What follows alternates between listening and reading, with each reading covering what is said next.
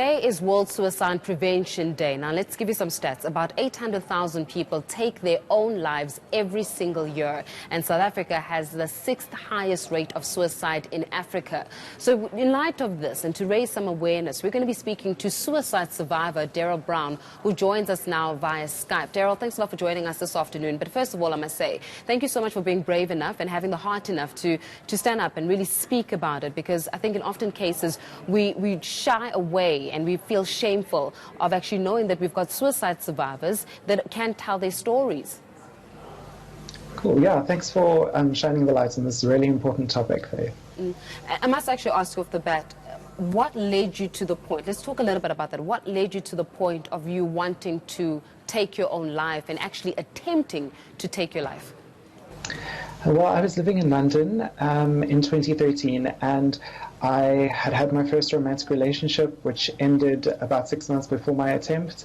I was struggling to get a work visa, so I was thinking I would have to come back to South Africa and move back in with my parents and be a burden on them forever. And I was so exhausted of waiting for this one day where everything might be okay, and not knowing if that day was ever going to come. I felt so hopeless, and I just wanted to go to sleep and never wake up.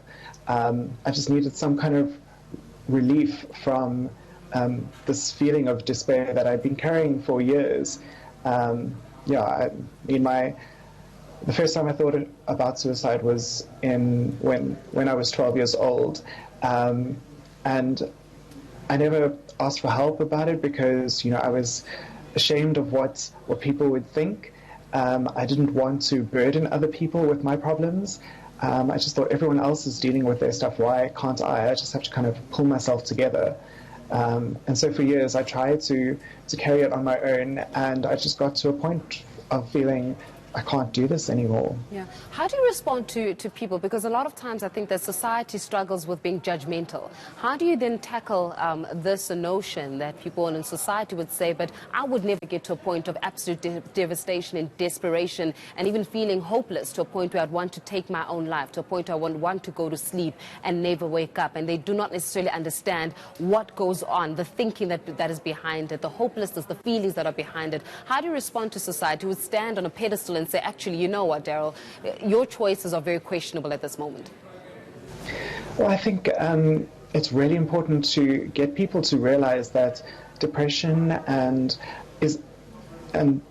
that leads to suicide is an illness, just like cancer or diabetes or HIV. It's an illness that affects the way your brain works. It affects the way your body feels, and it does lead to questionable choices, but that's because it's an illness, and it takes over your mind and your body. And I think, you wouldn't say to someone with diabetes who needs insulin, but do you really need those injections? Like, I think you should just pull yourself together. Or someone who has HIV, you wouldn't tell them, but do you really need those ARVs? Like, maybe you should just think positive and you'll be okay. I think people really need to understand that depression is an illness, and it has to be treated with therapy and with good lifestyle choices, lifestyle habits, and sometimes with medication. And there's no shame in that. I mean, if you need medication to be healthy and to be the kind of person that your family and your friends need, that if you need medication in order to hold down a job and think clearly and be able to take care of your friends and family and actually engage in relationships, then why wouldn't you get help?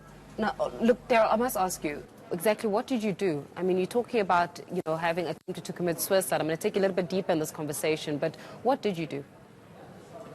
So I was living in London, like I said, and I gave my landlord a month's notice. I told my friends in London that I was moving back to South Africa, and I deactivated my Facebook account so that no one would know I hadn't come back. And on the day that I had to leave my flat, I packed my bag and I went down to the nearest underground station, and I waited for the platform to be clear, and then I jumped in front of a train. And in the suicide attempt, I lost both my legs. So, yeah, obviously after that, I was diagnosed with depression for the first time. And for the first few months, I was just on medication. I just saw psychiatrists. But after I had all my surgeries and skin grafts and so on, I went to a different hospital to do my physical rehab. And that was the first time that I spoke to a psychologist and actually had some talking therapy. And that was a huge turning point for me, because up until that point, I still felt very hopeless. I kind of thought, okay, I couldn't do this before, and now I don't have legs either. Like, how am I supposed to handle it now? But the first time I spoke to the therapist, she saw right through that mask that I tried to wear of, saying to everyone else, everything's fine, I'm going to be fine. Yeah. It was as if she knew exactly what I'd been thinking and feeling, and even when I would tell her stories, as if she knew what other people had said to me. And that was for the first time I kind of felt some hope again, for the first time in years, that, okay, I'm not alone, I'm not crazy. There is someone who can help me through this, who really understands what I'm feeling, and who is qualified to help me manage it.